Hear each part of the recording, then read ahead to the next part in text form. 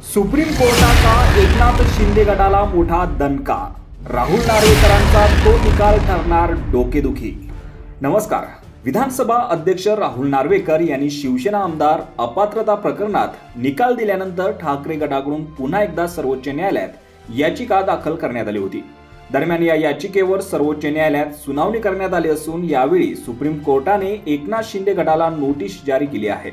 तसेच त्यांना 2 आठवड्यात म्हणणं सादर करण्याचेही निर्देश दिलेत।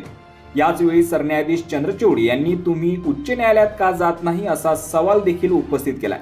यावर ठाकरे गटाकडून युक्तिवाद करत कपिल सिब्बल यांनी त्यासाठी बराच वेळ जाईल असं म्हटलंय। शिवसेना पक्ष हा एकनाथ शिंदेना देत कोणत्याही गटाला विधानसभा अध्यक्ष राहुल नार्वेकर यांनी कोणत्याही गटातील आमदाराला अपात्र केलं नाही।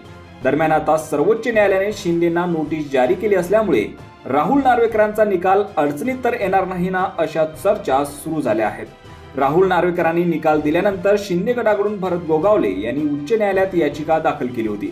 तसेच ठाकरे गटाकडून सुनील प्रभू यांनी सर्वोच्च न्यायालयात याचिका दाखल केली होती। त्याच पार्श्वभूमीवर आता सर्वोच्च न्यायालयाने शिंदे गटाला त्यांचं म्हणणं सादर करण्याचे निर्देश दिलेत।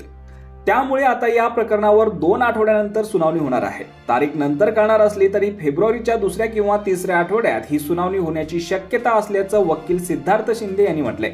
दरम्यान आता शिंदे गटाच्या आमदारांनी या नोटिशीला उत्तर दिल्यानंतरच या प्रकरणाची सुनावणी कुठे करायची या संदर्भात निर्णय घेतला जाईल। त्यामुळे राहुल नार्वेकरांच्या निकालाला आव्हान देणाऱ्या ठाकरे गटाच्या याचिकेवर सर्वोच्च न्यायालयात सुनावणी होणार की हे प्रकरण सर्वोच्च न्यायालय उच्च न्यायालयात वर्ग करणार हे पाहणं देखील महत्त्वाचं ठरणार आहे। यावर तुम्हाला काय वाटतं? तुमची प्रतिक्रिया कमेंट बॉक्समध्ये नक्की कळवा आणि याच राजकीय घडामोडी पाहण्यासाठी चॅनलवर नवीन असाल तर सबस्क्राईब करून बेल आयकॉन दाबून विसरू नका। धन्यवाद।